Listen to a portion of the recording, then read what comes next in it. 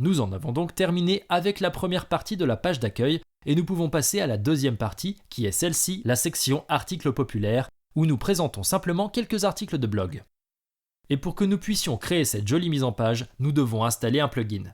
Alors c'est parti, revenons ici, puis revenons à notre tableau de bord WordPress en allant sur l'icône ici, puis en allant sur Quitter. Mais avant de cliquer sur Quitter, assurez-vous de mettre à jour votre page afin que toutes les modifications soient enregistrées, puis cliquez sur Quitter. Et puis, vous pouvez simplement cliquer sur l'icône WordPress ici, et cela nous ramènera au tableau de bord WordPress. Alors maintenant, allons dans Plugins, puis cliquez sur Ajouter nouveau, puis le plugin que nous allons utiliser est The Post Grid. Nous allons donc taper cela dans la barre de recherche, et c'est le premier qui apparaît. Donc cliquons sur Installer maintenant, puis sur Activer. Puis nous pouvons simplement faire défiler vers le bas et cliquer sur Enregistrer les modifications. Et maintenant, revenons au plugin et cherchons notre plugin qui est celui-ci ici. Il est déjà activé, mais nous voulons aussi activer les mises à jour automatiques, alors cliquons sur Activer les mises à jour automatiques ici. Et en fait, activons-le également pour ce plugin ici, WordPress, dans Importer, que nous avons utilisé pour importer nos articles de blog factice. Alors maintenant que le plugin est installé, nous pouvons revenir à notre page d'accueil en allant dans Pages. Et maintenant, comme nous avons déjà utilisé Elementor, nous pouvons simplement aller cliquer sur Modifier avec Elementor et cela nous ramènera à notre éditeur. Alors maintenant, créons d'abord la nouvelle section en cliquant sur l'icône plus ici. Puis cette fois, ce sera juste une section à une colonne, donc nous allons cliquer ici. Et maintenant, passons à nos éléments en cliquant sur les 9 points. Et maintenant, nous voulons utiliser cet élément ici qui est le TPG Grid Layout. Parce que nous avons installé le plugin, nous pouvons maintenant voir cet élément.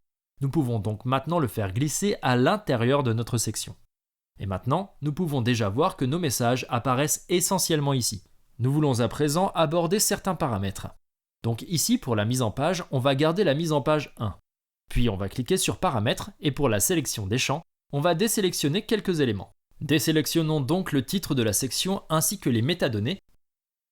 Puis ouvrons ce menu Extrait contenu et réduisons le nombre de caractères qui doivent être affichés comme texte d'aperçu ici à disons 170, cela devrait suffire. Et puis nous voulons aussi cliquer sur le bouton Lire la suite. Et je vais changer pour le style de bouton du style par défaut au bouton de texte uniquement. Puis lire la suite, c'est bien. Et je veux aussi avoir une icône, donc je vais activer l'icône ici. Et je vais choisir une icône en cliquant ici. Et ensuite, je veux avoir quelque chose comme une flèche. Alors choisissons peut-être cette flèche ici, cliquez sur Insérer, et cela insérera cette flèche ici. Passons ensuite aux paramètres du style en cliquant ici. Et puis cliquons sur la section Lire la suite ici, et changeons la couleur du texte. Je veux donc la voir dans ma couleur d'accent, qui est le vert. Ainsi, sous couleur du texte, je veux simplement cliquer sur cette icône de globe, et toutes mes couleurs globales apparaîtront. Et je vais juste choisir la couleur d'accent que nous avons déjà définie. Et puis, comme vous pouvez le voir, cela deviendra ce vert. Maintenant, nous pouvons également accéder au titre du message ici, et il s'agit du titre.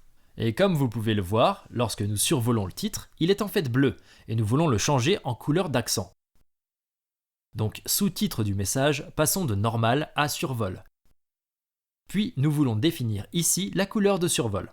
Je vais donc simplement cliquer à nouveau sur l'icône du globe et choisir ma couleur d'accent. Puis nous pourrons voir, lorsque nous survolons le titre, qu'il passe au vert. Ensuite, cliquons sur Carte. Puis nous allons ajouter des radios pour la publication, comme les cartes postales du blog ici, tout cela.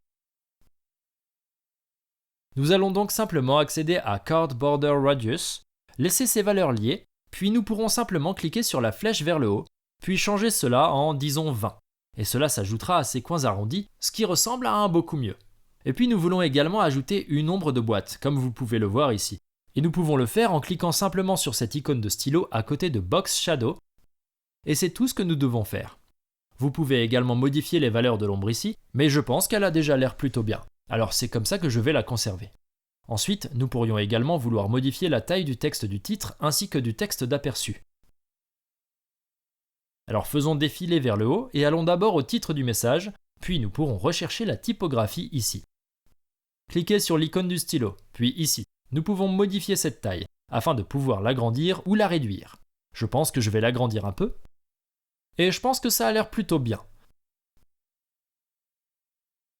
Puis je vais aussi aller à l'extrait, puis aller à typographie et également ajuster la taille ici.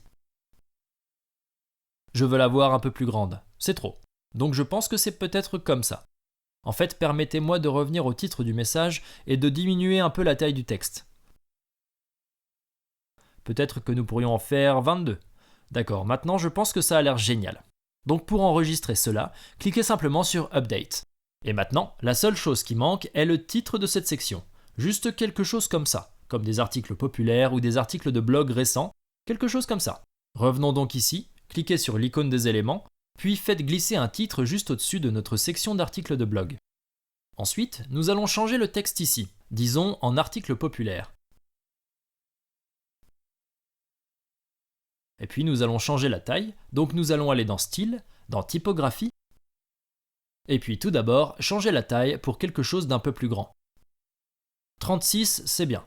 Et puis peut-être aussi changer de poids, pour disons 700, pour rendre cela un peu plus audacieux. Et puis ajoutons aussi un peu de remplissage ou des morceaux de marge ici au bas de ce texte, de ce titre. Passons donc à Avancer, puis dissocions les valeurs de marge et augmentons la marge inférieure à disons 10 pixels, c'est pas mal. Et puis nous voulons également ajouter un peu de marge ici en haut de toute la section et également en bas. Alors sélectionnons notre section d'articles de blog, puis allons dans Avancer, nous y sommes déjà.